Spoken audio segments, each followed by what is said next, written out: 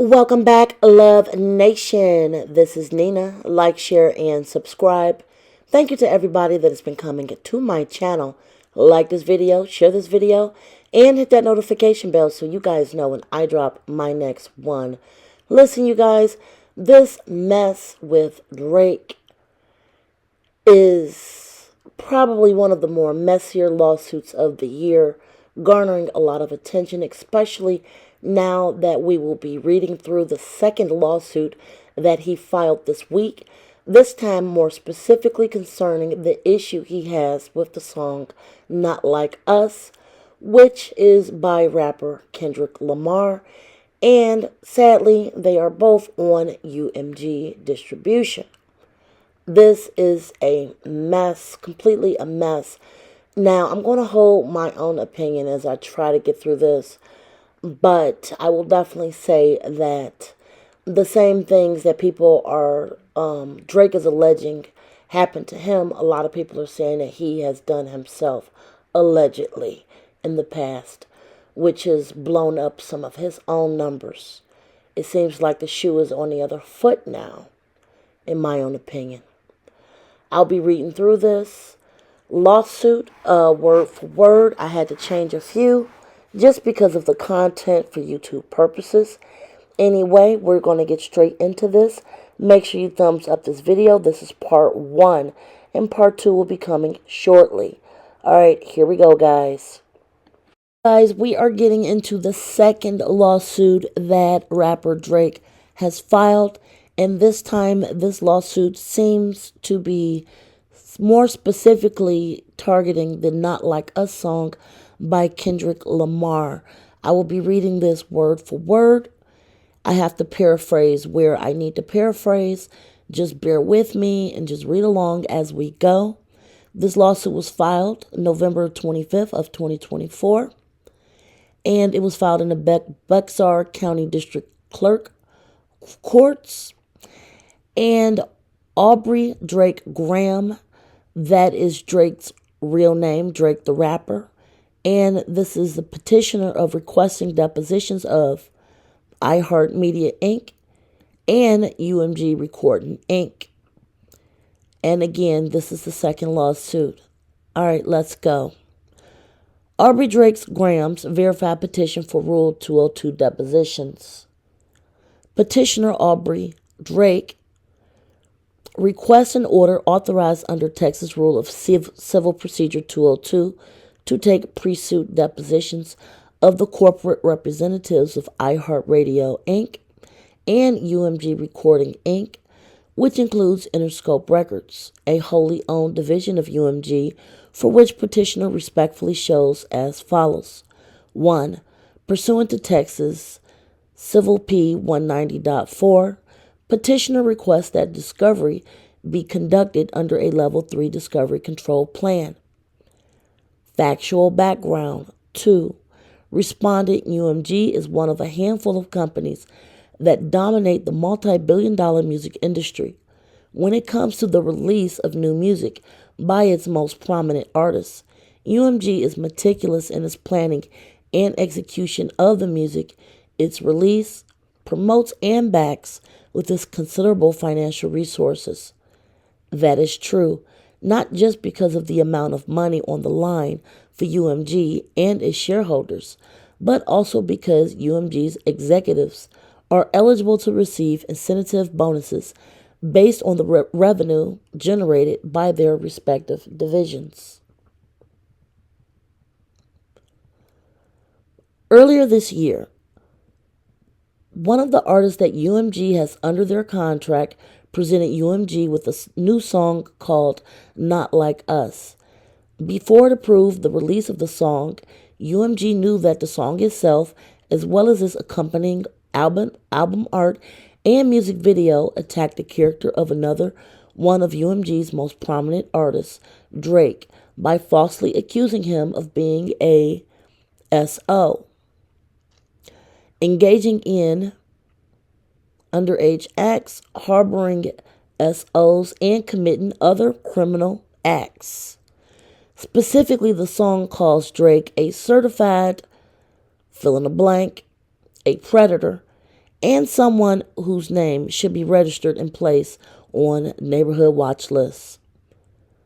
Pursuant to its rights under various contracts, UMG has exclusive control over the licensing of Not Like Us and could have refused to release or distribute the song or required the offending material to be edited and or removed. But UMG chose to do the opposite.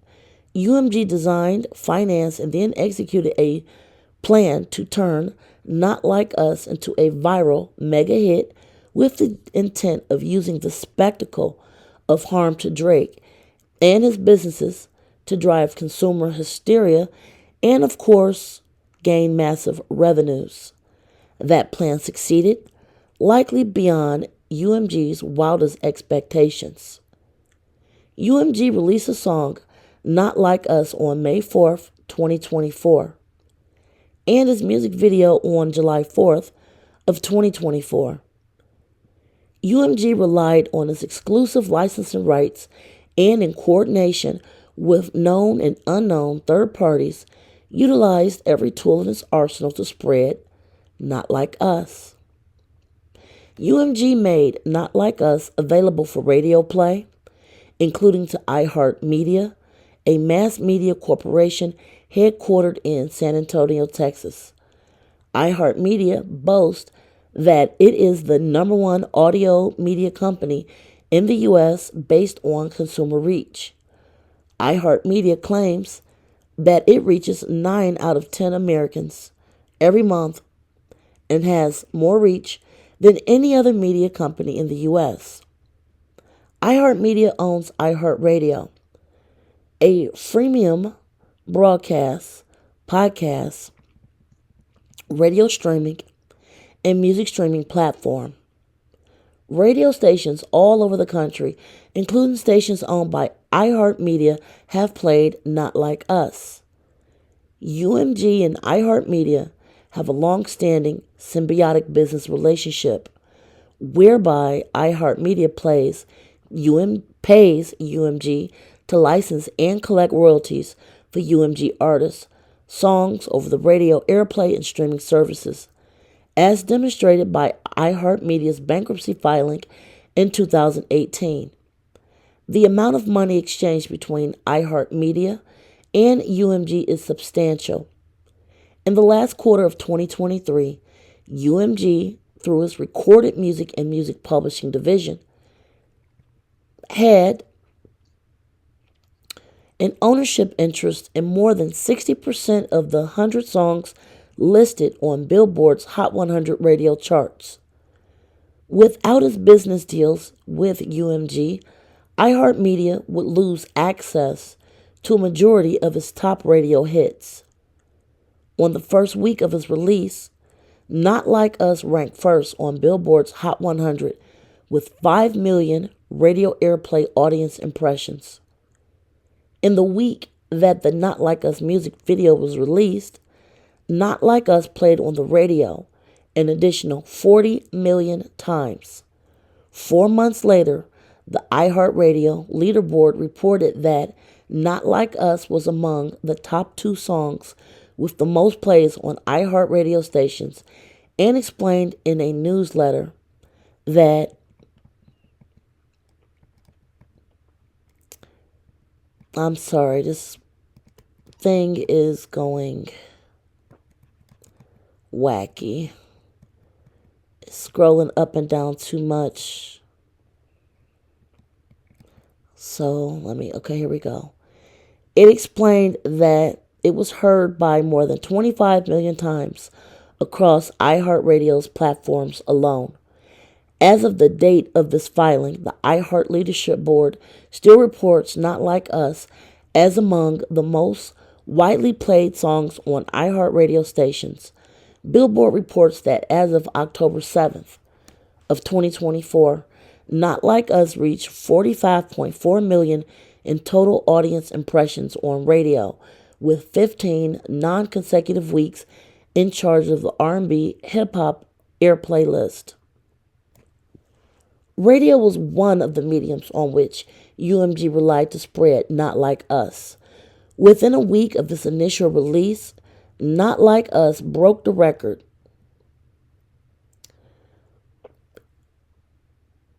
Not Like Us broke the record.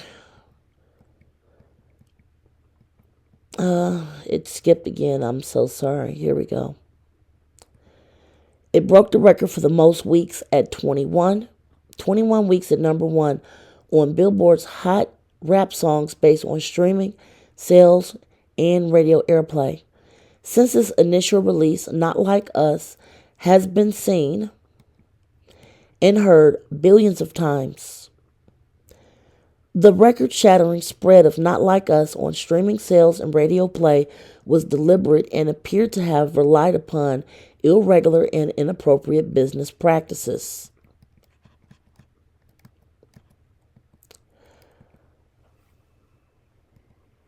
According to one inside source known to petitioner Drake, UMG made covert payments to a number of platforms, including radio stations, to play and promote Not Like Us without disclosing those payments to listeners. This practice, known as payola, is prohibited by the Communications Act of 1934 and has been the subject of regulatory scrutiny. In 2006, UMG agreed to pay $12 million in a settlement with the New York Attorney General following an investigation involving accusations that UMG executives had used a broad array of pay-for-play tactics to secure radio airplay for music. Separately, in 2005, UMG was sued by two radio promotion companies alleging fraudulent pay-to-play practices.